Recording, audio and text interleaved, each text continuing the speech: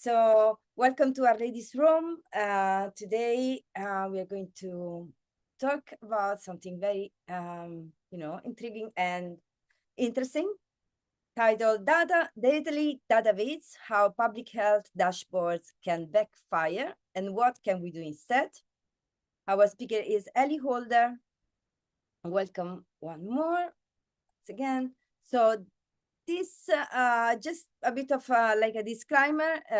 We like to remind you that this talk is recorded and will be posted on YouTube in our YouTube channel at Our Ladies Room.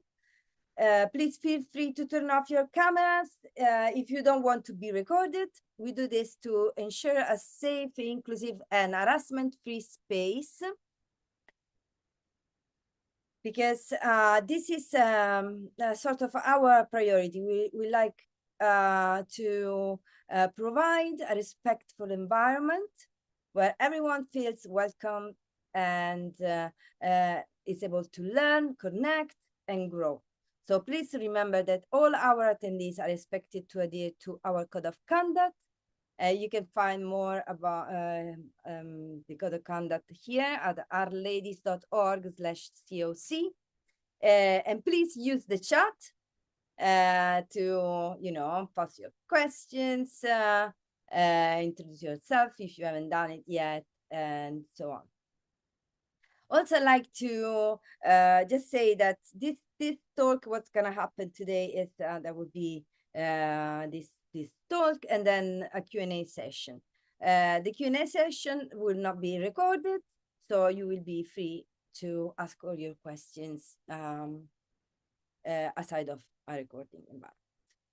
So what to expect from this talk? Okay.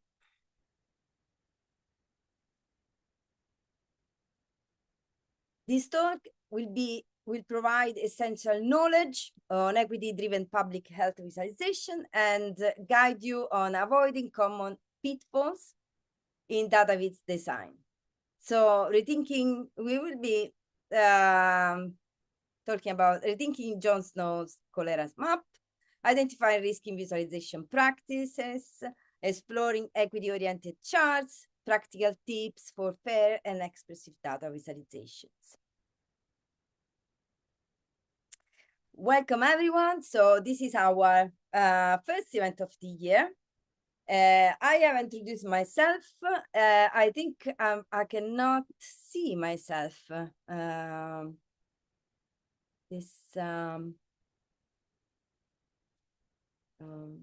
don't know why. Okay, so now I can see. So I have introduced myself, and I just take the occasion for say that I am one of the Our Ladies Room organizer.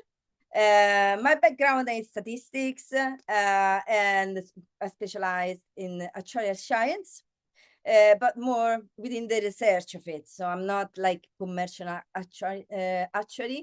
So I haven't experienced that much within insurance businesses. But I spend a lot of time studying. I am now an author, so just waiting for my book to be published.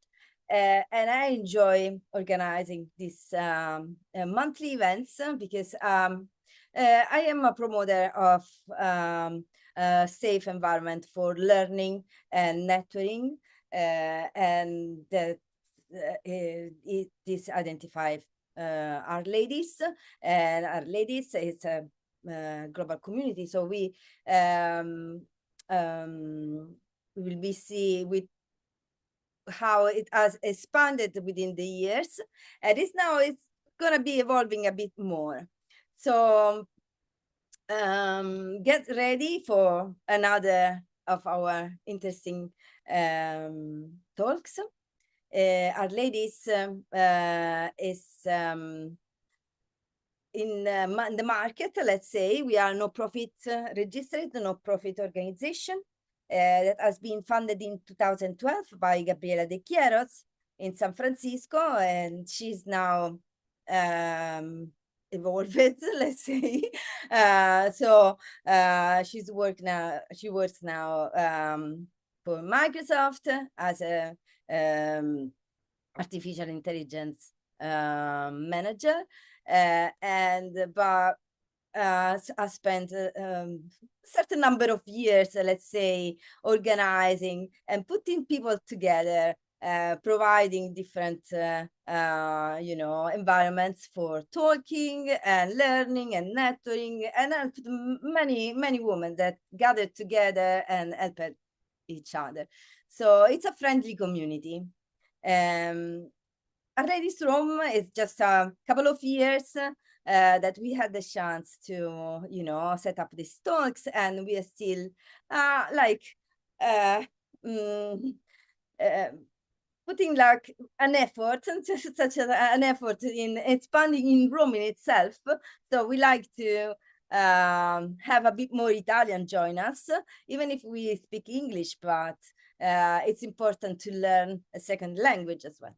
So we are a local chapter of Our Ladies Global, and we like R as a language for the minutes, but we do not stop that there. Okay, Our Ladies Roaming number within these 2 years. Okay, our attendees have grown, and we expect to, have even more registrations within the future times. And so we started officially in 2023. We now have already 2K members and 2K plus reservations, and successfully organized 25 plus events. Okay, future speakers, next events. We have Isabella Velasquez. She's Senior Product Marketing Manager at Posit PBC. She's already been one of our speakers, and she will be again because we have something very nice to show you all about Quarto, about some interesting improvements that are coming up soon. And then we have Claudia Vitolo, which is co-founder of Our Ladies Global, and even Our Ladies Rome, because she's now moved in Rome, and she will talk about the history of Our Ladies Global. So if this is our team, and there is also Raffaella. Hello, Raffaella. And she's our great organizer. She is always doing great canvas, and so the images and the graphics of the events are all by Raffaella. So she's really nice. And even if she's in Brazil. So we hope to invite her soon in Rome, so we can have like finally see you in person. If you'd like to be an Our Ladies Rome organizer, please do it. We always welcome people join us, even if it's just for sharing ideas. So I'll put this link in the chat. And this is just a Google form, where you can eventually fill up with your emails and names and everything, and we'll keep in touch. Then we have these 2 QR codes. If you like to suggest a speaker or be one of our speakers, please, again, those are 2 Google forms, just very simple, straightforward, to give us the details for keep in touch with you. Okay, thank you very much. So without further ado, we are thrilled to have with us Eli Holder, data visualization researcher, who will be sharing expertise on how public health dashboards can backfire and practical ways to make them more equitable. Eli brings extensive experience in data visualization, particularly in exploring the social impacts of visualizing inequality and social outcome disparities. Recent work focuses on how design choices in Dataviz can influence perceptions and outcomes in public health. Please join me in welcoming Eli Holder. Hi, folks. I'm very excited to be here. Thank you so much for having me. Let me get the screen going. Good, good. Can you see me? Yep. All right, cool. Okay. Hi, I'm Eli Holder. This is me. I am a data designer. My firm is 3 is a Pattern. With 3IAP, I work with clients to solve problems in data communication, particularly for data about people. This involves lots of very long reports. Sometimes it's interactive data apps. Other times it's talks and workshops. There's even some creative stuff in here. But what's even more fun about client projects is that it's a way of inspiring research. It's also a way of paying for research. And I'm fascinated by this weird feedback loop between people and data, and particularly the way that data can impact social issues or equity issues or have social impact. For example, we actually just published a new paper a few months ago at last year's Viz conference. It's called Must Be a Tuesday, and we look at the impacts of more equitable ways to visualize population health data. And so I'm going to share some of this today. And to be upfront, this is part of it's a small slice of a much bigger workshop. If folks are interested, the little link at the bottom has all kinds of other information related to this. So for today, this is Deathly Dataviz. And this is kind of a morbid introduction to the equity impacts for visualizing population health. And so since we're talking about Dataviz and public health, of course, we're going to get started here on Broad Street in London. This is John Snow's famous map summarizing his heroic data collection efforts around the 1854 cholera outbreak. You can see each bar here is a case of cholera, and it's all centered around the infamous Broad Street water pump, which apparently contained raw sewage. According to legend, this plot allowed Snow to identify the pump as the source of cholera and convince city officials to shut it down, thus saving all of London with a single chart. And there's maybe more to this story, but in any case, it's an impressive example of kind of the revelatory power of Dataviz. On the other hand, this hot mess of a chart is more unsuspectingly heroic. It's 4 different plots, each of which show that Americans are increasingly interested in exercise. And this chart did something that Jon Snow could never dream of, which is it actually motivated Americans to spend more time working out at the gym. And so in a recent study of 64,000 members of a US fitness chain, people who saw this chart increased their weekly gym attendance by 24%, which is pretty massive for a behavior like going to the gym. And so when we think of good data viz, we often think of things like Jon Snow's maps because good data viz is supposed to be intellectual and enlightening. It works by guiding us towards smarter, more rational decisions. And that's all fine. But there are other ways that data can influence us. And a surprising amount of it has to do with social psychology. For example, this chart on the right is influential not because it supports more rational decision making. It works because it highlights a social norm that people are sensitive to. And so when we see these norms in a chart, we kind of match our behavior to the norms that we're seeing. And so today we're going to talk about some other not quite rational influences for dashboards and charts like these that are published by big institutions like government health agencies, particularly for public-facing visualizations showing outcomes split up by social group. But why do we care about influence? Because public health relies on influence to get things done. This was from a recent conversation I had with a super thoughtful public health leader. He said that the only way that things happen is through collaboration, and he sees his team's work as creating the knowledge that helps other people do their own work better. And this quote was specifically for public health, but you could drop in all kinds of other things: housing policy, program evaluation, data advocacy.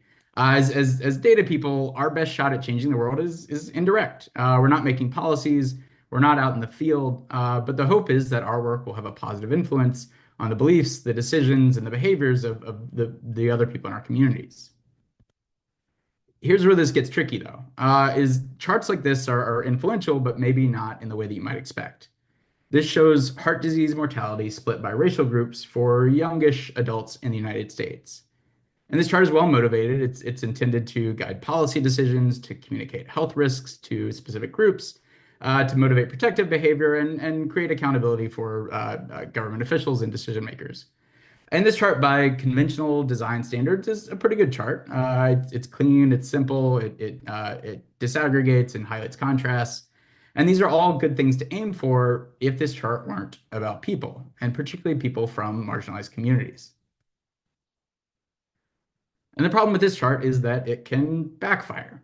This chart is arguably deadly, at least indirectly. Or to be more precise, there are plausible pathways between the misbeliefs encouraged by charts like this and worse health outcomes for the populations being covered.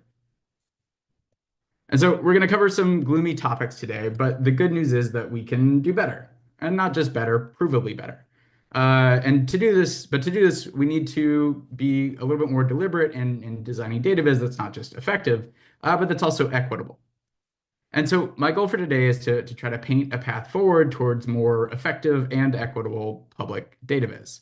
And this means fewer charts that backfire and more charts that have a more positive influence. And to do this, we'll cover two big themes. One, we're going to talk about some of the unintuitive ways that people misjudge data, particularly data about other people. And at the same time, I want to share some more proactive steps we can all take to try to make this happen.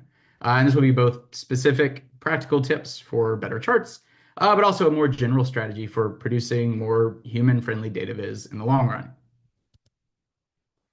And so to get us into the right mindset, we're going to start by asking, what's the worst that can happen? Can accurate, well-intended information backfire? And so I'll share some examples of this, but I'd love to hear any data disaster stories that you guys have. So feel free to throw them in the chat. And I'll pause at the end if somebody wants to share. So our first example is a chart that shows lifetime risk of lung cancer for 4 different groups of people based on whether they smoke and based on whether they've been exposed to radon. And the goal for this chart was to help people understand the risk of radon exposure, particularly for non-smokers whose cancer risk jumps from 1% to 5% if they're exposed to radon. But what effect did this chart actually have? It seemed to convince non-smokers that they were immune to radon exposure. It had kind of an invincibility effect. And that's because people understand health risks not in relative terms, but in absolute terms. And so even though 5% is a lot bigger than 1% for non-smokers, 5% is still pretty small compared to the 31% for smokers. And so non-smokers seem to mistake their lower relative risk for no risk at all. And so not only does this chart fail to increase risk perception, it actually backfires and seems to reduce it in some cases, thanks to these contrast effects.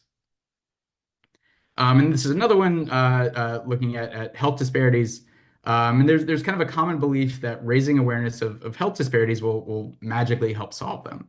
And if that were the case, then when people read something like COVID-19 disproportionately impacts racial and ethnic minority populations, then you might expect more support for precautions like masking or social distancing.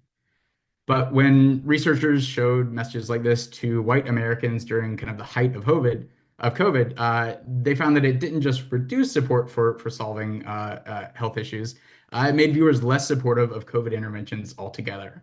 And so again, this is accurate, it's well-intended information, but instead of increasing public support like you might expect, this also backfires. And then here's one more looking at behavior. There's a special type of UV camera that takes photos of people's skin and can reveal permanent skin damage. And it turns out that showing people these photos is a pretty effective way to motivate them to wear sunscreen. And this actually works. This does not backfire. And so you might reasonably expect that letting people compare their own photos to people with more sun damage might be more motivating because it could act as something like a warning. But actually, this additional context cancels out all the positive benefits of the original intervention. And in a rational world, this extra context on other people shouldn't impact how you view your own information. But it turns out that looking down on people with worse outcomes somehow makes us feel better about ourselves, and this can be kind of demotivating. And so again, this is another example of well-intended, accurate information that has that doesn't have the effect that we want. And so our first big takeaway then is that information can backfire, even when it's accurate and well-intended. And this is maybe the most important message that I can share. I'd like to make everybody just a little bit more anxious or cautious about putting new data out in the world, especially if we're not super confident on how it will be perceived or what its impact will be.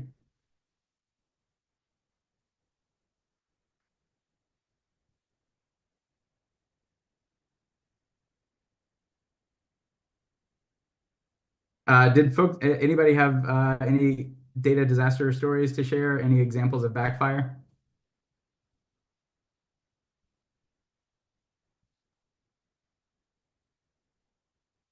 If we think of any, feel free to post them in the chat. Would love to hear those.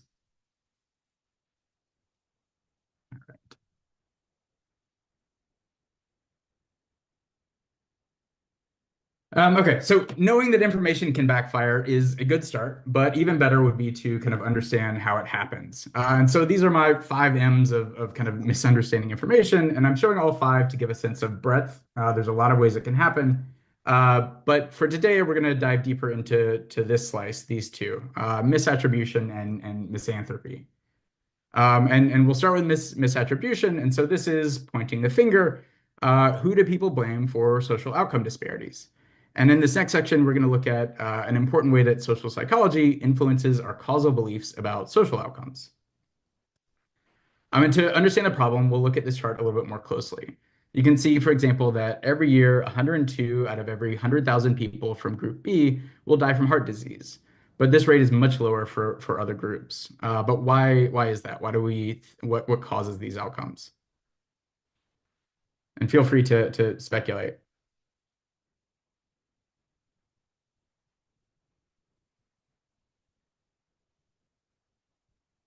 Genetics? Can people see my charts? I can see them. Okay. I was gonna Sorry. speculate location. Location, yep. That's part of my punchline later, so thanks for undercutting that, but that is is it total 100 or is it 100,000 per group? This is the denominator here is 100,000, and so this is the bars show the number over 100,000. Social pressure, stress is a big one. Access to medical treatment, diabetes, comorbidities, other underlying diseases, comorbidities. Okay. All right, so a lot of people will explain these differences in terms of personal attributions or the personal characteristics about the people within the groups. For example, you might say that it's because one group drinks or smokes too much, or they eat poorly, or you might blame genetic differences, which has a whole other set of implications. But in reality, these differences are probably more reflective of external factors like access to healthcare or healthy food, or where they live, like living in red line neighborhoods or places with high pollution or lots of convenience stores selling cigarettes, or more broadly, structural racism.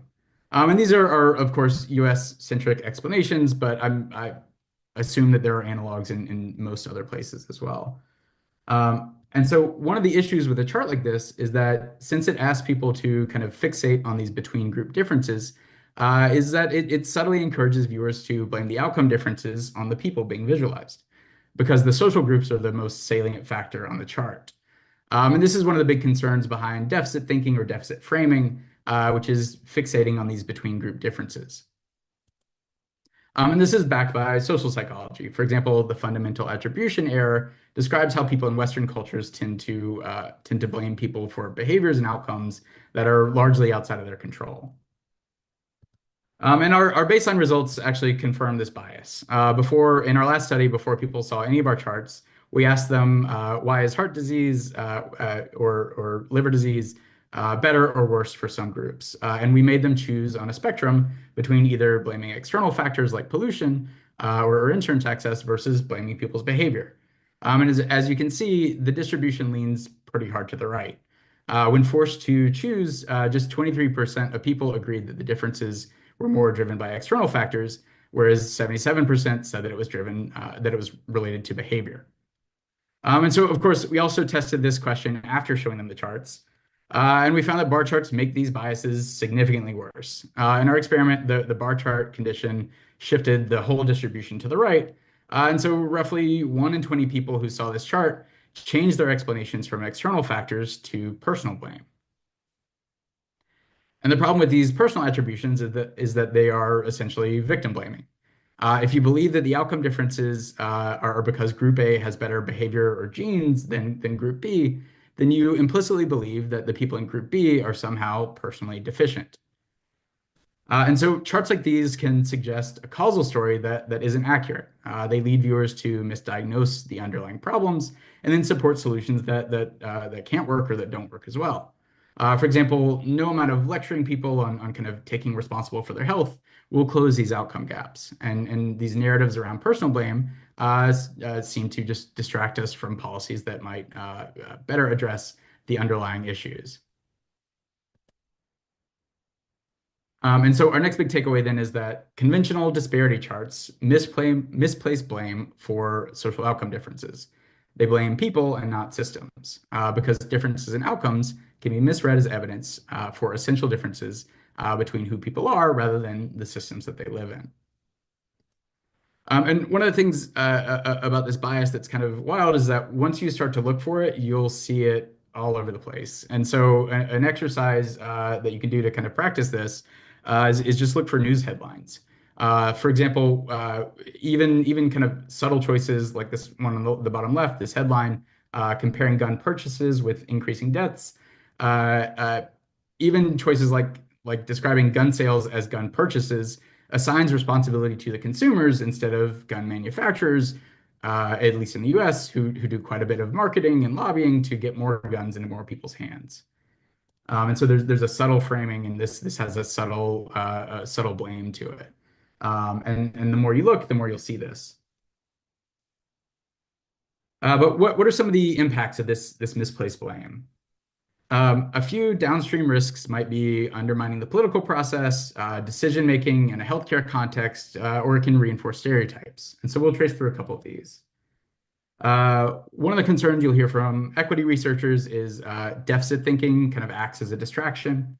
For example, in an ideal world, a policymaker would look at this chart and understand that these differences are mostly driven by social determinants like housing instability, quality of health education, access to care. And understanding these systemic issues makes it much easier to rally around systemic solutions like subsidized housing or improving health education. But since these charts promote personal blame, they may distract people and policymakers from taking these social determinants seriously. And so these charts create misbeliefs that give policymakers an excuse in an environment to kind of avoid these issues entirely. Why take the risk of addressing a hot political topic when you can just point the finger at somebody? And so if we chain all these theories together, the end result is that nothing changes because it makes it harder for everyone to agree on what the underlying problems actually are. And so one possible way that charts like these might backfire downstream is kind of preserving the status quo through this distraction effect. And we'll do one more. We'll trace this through the healthcare system. We also found that charts like these can imply genetic differences between groups. And so you might read this chart as and kind of conclude that Group B is genetically more vulnerable to heart disease. And that's a problem if these are racial groups, because blaming racial disparities on genetics reinforces ideas that race is biological instead of a social construct that we all invented. And so these misbeliefs can affect healthcare providers. For example, one study showed that misbeliefs in biological race are associated with misbeliefs that Black people have thicker skin or that they have a higher threshold for pain. And these are not true. But even though these aren't true, it's apparently associated with Black patients being regularly misdiagnosed with pain. And so an even more dramatic effect of these charts is that it can create misbeliefs that reach the healthcare community and actually may create disparities in treatment. And these treatment disparities, of course, lead to outcome disparities. And so charts like these are potentially a subtle, indirect, self-fulfilling feedback loop.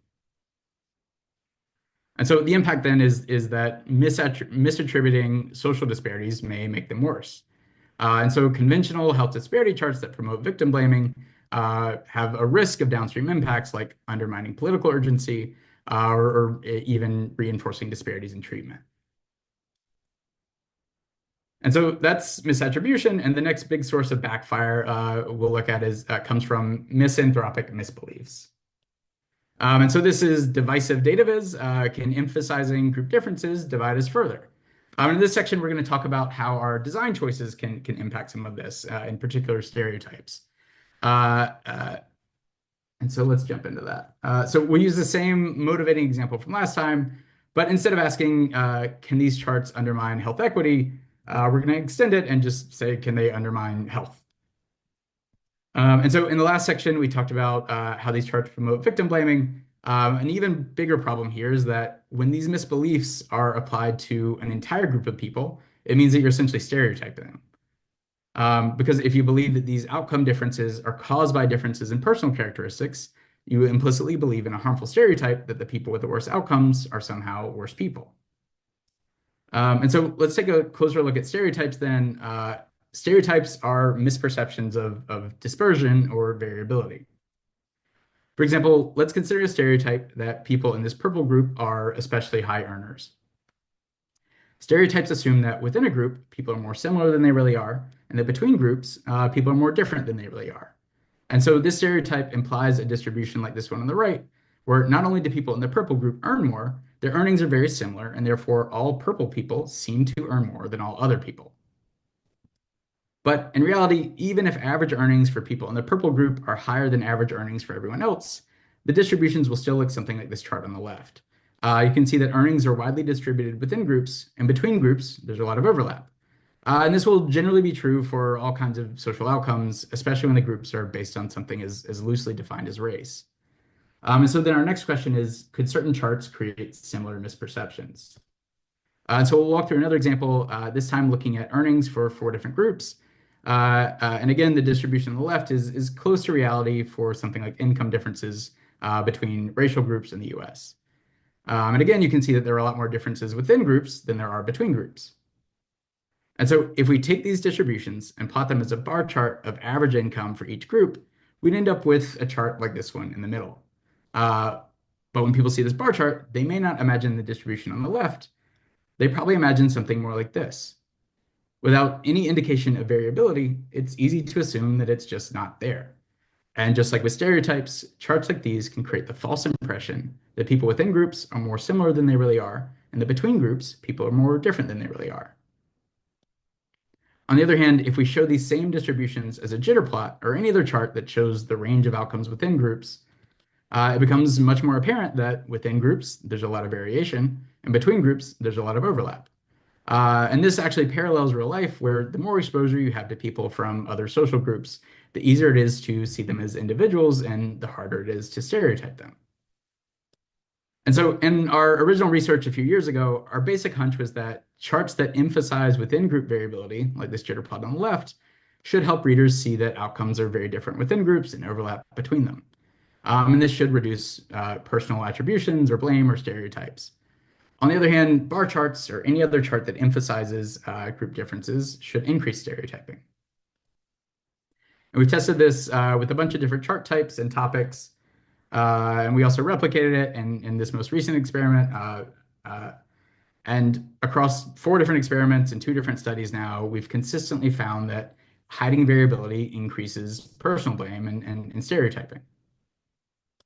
And so then our next big takeaway then is that hiding outcome variability supports harmful stereotypes. Visualizing people as monoliths makes them seem more monolithic. And so this is kind of a gloomy takeaway, especially considering how many public dashboards have this exact same issue still. But it's also encouraging because it means that our design choices, our chart choices actually matter. They make a difference. And so as data communicators, we have some agency in whether our work is helpful or harmful.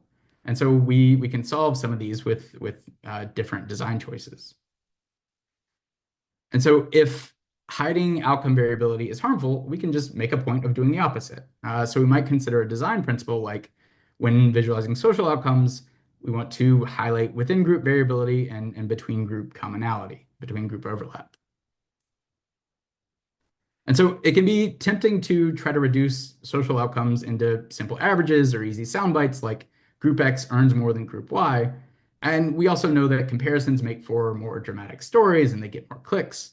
And so as communicators, our instincts kind of push us in this direction. We all value simplicity, we're all drawn in by a little bit of drama, and we all want our work to be seen. But being overly simplistic robs viewers of important context. And it can also make disparities worse by misleading audiences towards victim blaming and harmful stereotypes. And so social outcomes are messy, especially in the context of big complex issues like inequality or systemic racism. Rather than chase false simplicity, embracing the messy truth seems to give viewers a clear idea of who people are and where these disparities actually come from. And so when visualizing social outcomes, one thing we can do to minimize blame and stereotyping is to just show variability in outcomes. And this makes it easy to see how much outcomes vary within groups and overlap between them, and it makes it harder to misread charts as evidence for harmful stereotypes. And so before doing this work, I don't think that I fully appreciated the harm in harmful stereotypes. I thought it was just kind of misjudging people in school or on job applications. And it is those things, but it's also bigger. And so again, we'll trace a couple examples forward. So once our study and a few others suggest that charts or information like these can encourage harmful stereotypes and misbeliefs about the people being visualized. These misbeliefs have downstream effects on beliefs about health and on different manifestations of racism. And these misbeliefs and attitudes and prejudices contribute to environments that are less healthy to live in. For example, counties in the US with more explicit racial bias are associated with increased cardiovascular mortality for Black people in the United States, and also for white people in the United States.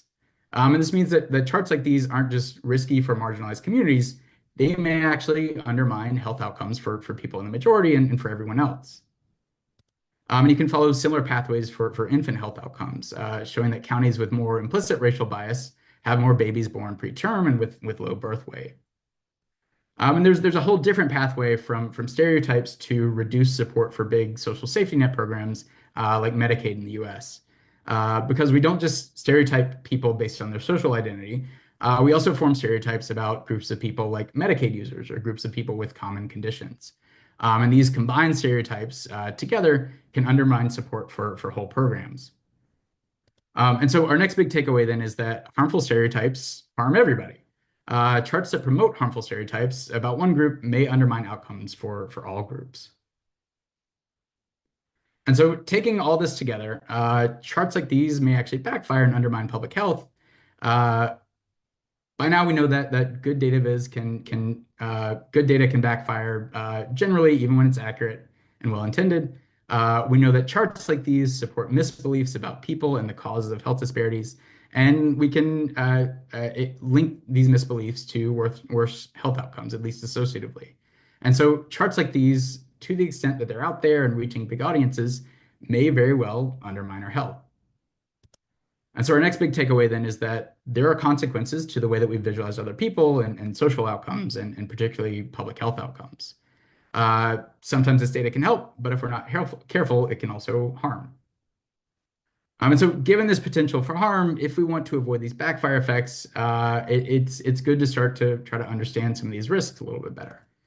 And it's especially important to remember that this isn't just about making clearer charts. There are all kinds of silly ways that people can accurately read a chart and still totally misunderstand what it says. And one way to get better at kind of identifying these risks is just to practice reading Dataviz more critically. And so for any given chart, whether it's somebody else's or something that you've made, you want to always be asking these three questions. What does a chart say strictly? What might the chart suggest if you were to kind of read too much into it? And what are the potential downstream consequences? And so that's all super depressing. But now the good news is that we can do better. And so we'll switch gears to talking a little bit more positive and proactive. Before we get into that, though, were there any questions about what we already covered?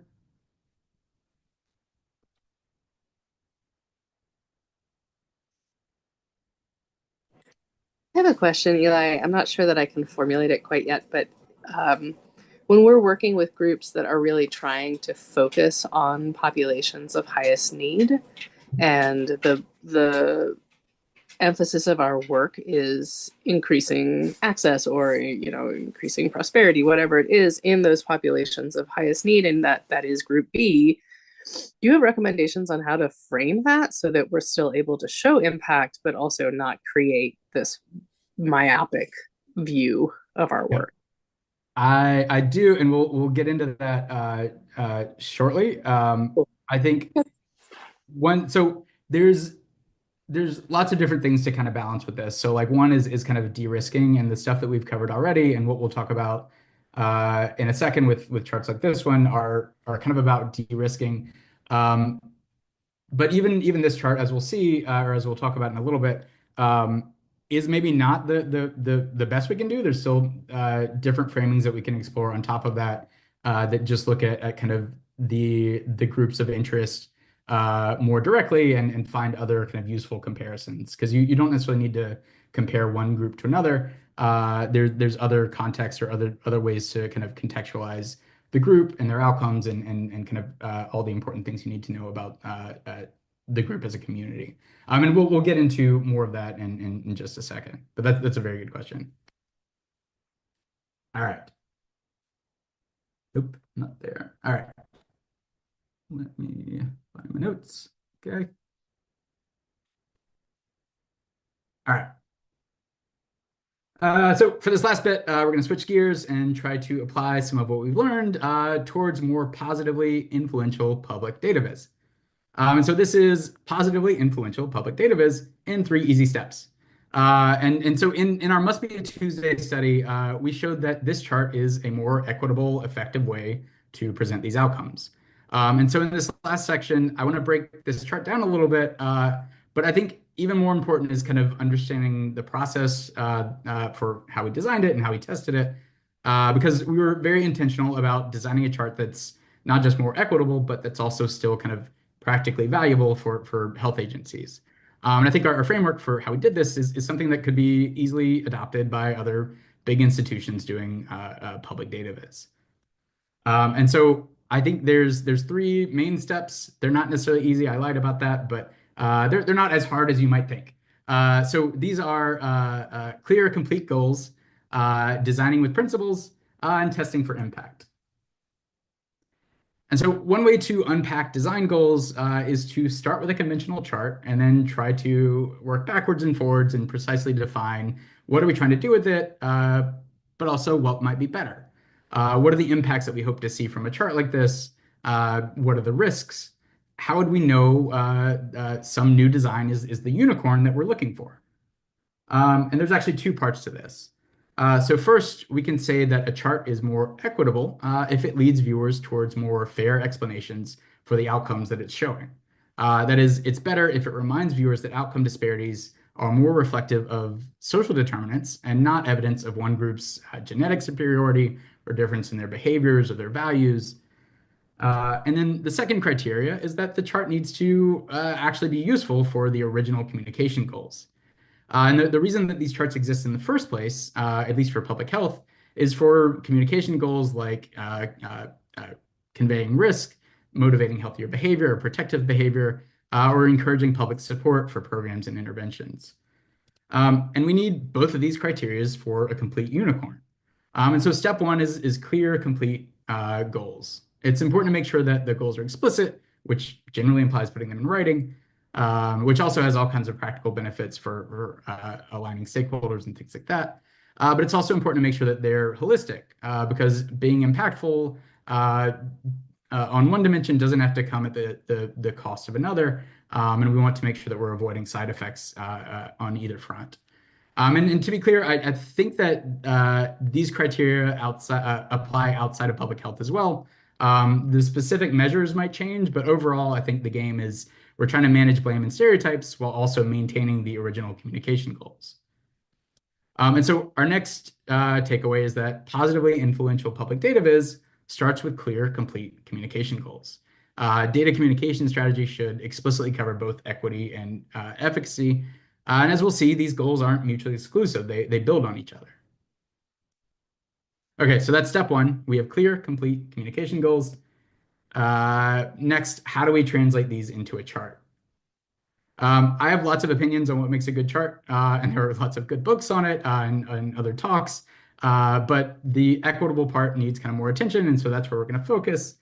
And so for step two, we want to identify the key principles or considerations that help viewers reach fair conclusions about the people in the charts and the systems that they live in. And so these are maybe equitable data design principles. And then we also want to write these down. And there are lots of things to keep in mind, and there's no reason to write this stuff down or focus too much on it, because not all of them are relevant for every design goal. And to be clear, even though most of these have evidence, at least theoretical evidence, none of them are silver bullets. The more important part of kind of this step is being intentional. It's about identifying the risks that are most important to address and which trade-offs you're willing to make, and outlining specific strategies to try to handle them and writing them down. And so the value of kind of principle-driven design is less about adhering to a set of predefined guidelines and more about the process of choosing the right ones. And for this particular case, and for what we're hoping to study, these are the underlying principles that we focused on. And these first two are hopefully familiar based on the previous two sections. But let's look at how each of these might manifest in a chart. You can see blame systems, not people in the title here, which says pretty directly, health outcomes vary widely by geography. And this isn't direct blame since it's not a causal statement, but it's still fairly on the nose. And then another idea is to consider is the value of being definite or unambiguous about the outcomes and relating them back to something that's concrete and familiar. And so in this case, we call out specific states with the two worst group outcomes. And this ties bad outcomes to places rather than just people. And then the next big difference is that instead of just showing average outcomes for each group as a bar, the jitter plot adds some extra context with dots representing outcomes for each US state. And this makes it very easy to see how much outcomes vary within groups and overlap between them. Like we said before, this makes it harder to misread these charts as evidence for harmful stereotypes. And then finally, visceral value judgments comes from some research suggesting that most people don't have an innate sense of whether numbers are good or bad. And people tend to take their cues from expert judgments and presumably also charts. And so painting these states in this kind of semi-alarming red helps reinforce that these outcomes are not good and that it's better to be kind of on the left side of this chart. But overall, what's so special about this chart? The design principles give us some confidence that the chart will meet our kind of unicorn criteria, but they also build up to kind of a more coherent theme, which was shifting blame to geography and not people, which is kind of the North Star for both this design, but also our study. And so our next big takeaway then is we want to design with principles. We want to identify and apply the design principles that we think will be the highest impact, and use these for inspiration when we're designing our charts and as a checklist for evaluating them. And again, it's less about the specific guidelines. It's more about kind of the process of generating them. But specific guidelines can be a good starting point. Okay, so we've got our goals. We've got our research-backed design principles. Our last big question is, does this actually work? It's kind of important to recognize that these explicit goals and design principles are a huge step forward, but again, they're not silver bullets. Since Dataviz is so contextual and task dependent, the best, or maybe the only really way to be confident that it's saying what you think it says is to test it. And to be clear, you don't need to recruit 1,000 people or publish a research paper every time you design a chart. But at the same time, impact studies don't need to be super complex. All you're trying to figure out is if the proposed chart or template is making things worse. It's basically just kind of an A/B test with surveys. And so if your work is reaching wide audiences or associated with some public institution that's highly trusted, running a few quick tests is well within your budget, and it's also a pretty efficient way to get to confidence. And so you'll use your original goals to figure out what to measure. For example, for public health, you'll probably focus on something like risk, behavioral intent, and policy support, like we did. And then for equity goals, a good place to start, again, is just where do people assign blame for the outcomes. And for each of these measures, there's all kinds of good questions out there that you can steal and borrow for your surveys. The ones that we use, we stole from one paper that stole it from another paper that stole it from like a third paper. And so borrowing, recycling questions is an easy way to kind of get started with this. And so the most simple version of this is setting up a survey where you ask all the questions up front before people ever see the chart. Then you stick the chart up at the top of the survey and ask the same person all those same questions again. And this will tell you for a single chart, for a single person, is it helping or hurting? Because you can see which direction they move in. For example, this shows our participants' baseline responses for the health communication goals, risk, intent, policy support. And this is how people responded before they saw any of our stimuli charts. And then after people saw the bar charts, their responses shifted like this. You can see responses all shifted to the right, indicating more agreement. And this suggests that bar charts were actually quite effective for raising risk awareness, encouraging behavioral support, behavioral intent, and promoting policy support. And this is good news. It means that the bar charts are at least doing what we kind of hoped they would do for one of our criteria. But the problem with bar charts is, as we might expect, how they impact blame and stereotypes. And so two measures that we looked at were, did people blame health disparities on genetics? If you remember before, this is associated with things like biologizing race, which can have implications for judgments about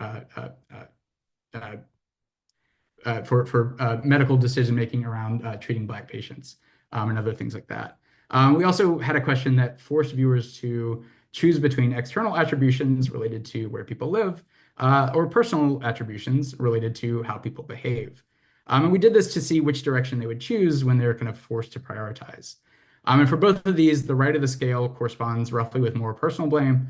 And so now right is bad and left is good. We found that bar charts shift blame towards genetic attributions significantly and towards personal blame significantly. And both of these are bad.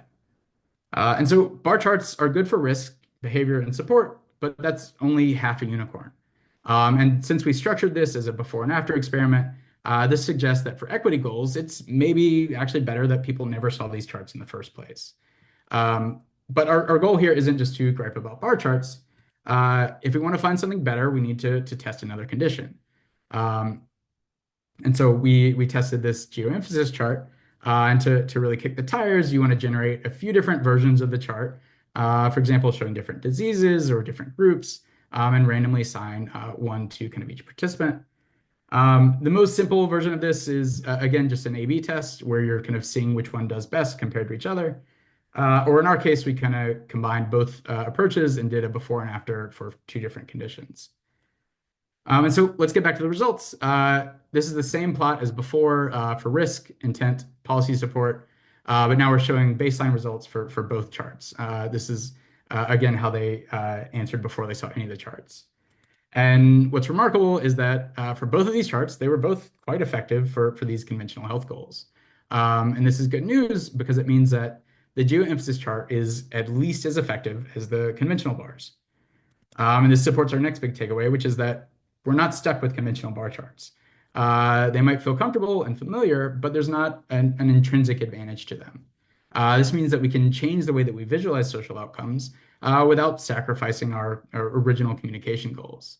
If an alternative design, like the geoemphasis chart, can create the same impact, that means you can feel relatively confident in adopting these new charts. And so now we know that both of these charts can handle the basic communication goals. And so they're both at least half a unicorn.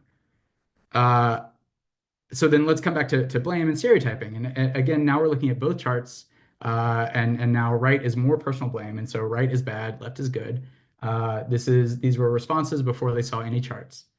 Again, same as before, the bars increase genetic blame, but now we see that the geoemphasis chart reduces it very slightly, but the influence is in the opposite direction. And this difference was significant relative to conventional bars, but not significant compared to itself. So this gap is significant, this gap is not.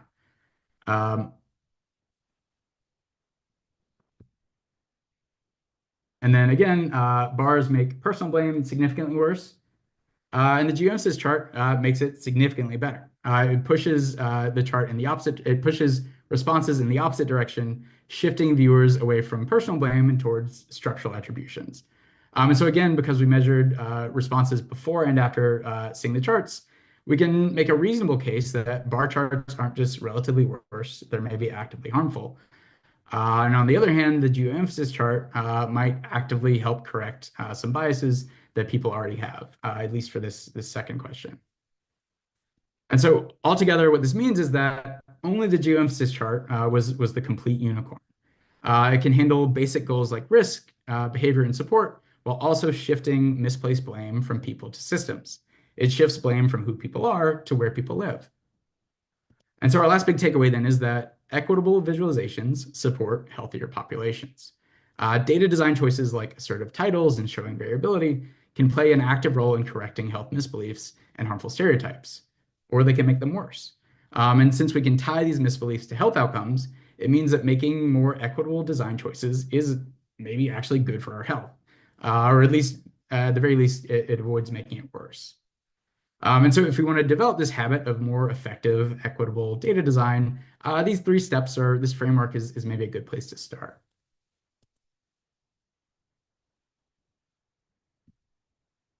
And then before we wrap up, and I've got an example, a more concrete example that we can walk through next, and I'll stop for questions towards the end, but a few final thoughts. I'm asking everyone to please save lives, stop bar charts. These conventional disparity charts are killing us, and maybe even literally. When we overemphasize the differences between social groups, we hide how much we all have in common and how much we're all in this together.